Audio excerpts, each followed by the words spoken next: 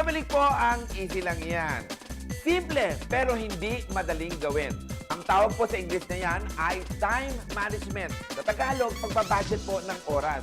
Gaya ng pera, ang oras at panahon ay kailangan din pong ibinabudget dahil hindi mo na kayang i-retrieve o maibalik pa ang nakaraan.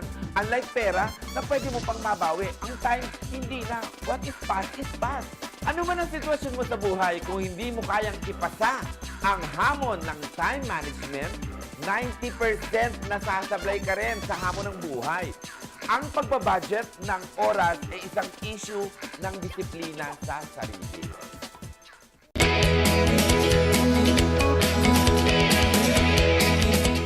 Ang time management o pagbabalanse ng oras ay ang pagsasaayos ng mga gawain sa karampatang oras.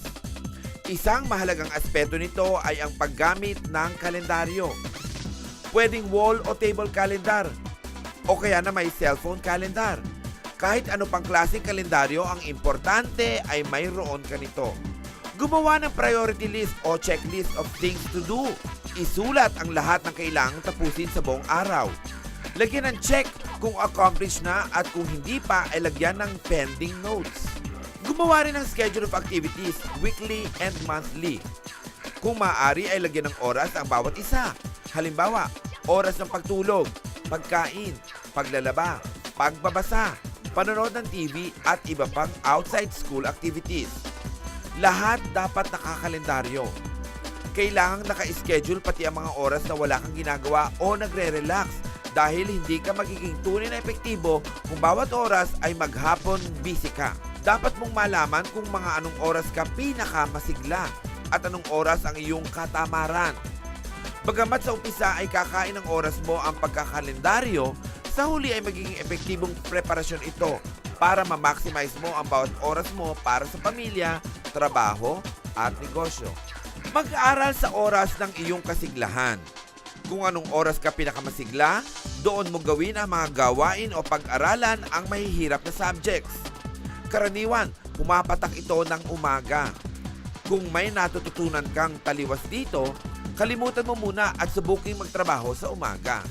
I-highlight ang pinaka-importanting dapat magawa.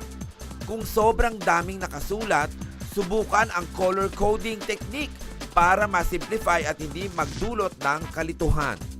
Maglaan din ng flexible schedule. Dapat matiyak mo ang oras na pwedeng i-adjust upang kung sakaling may emergency gagawin, madali kang makakapag-adjust. Walang masyadong magiging problema dito.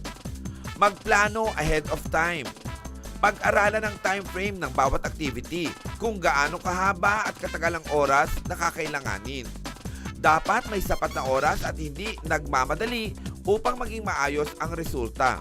Kapag naging maayos, hindi masasayang ang oras, panahon at effort at perang ginugugol.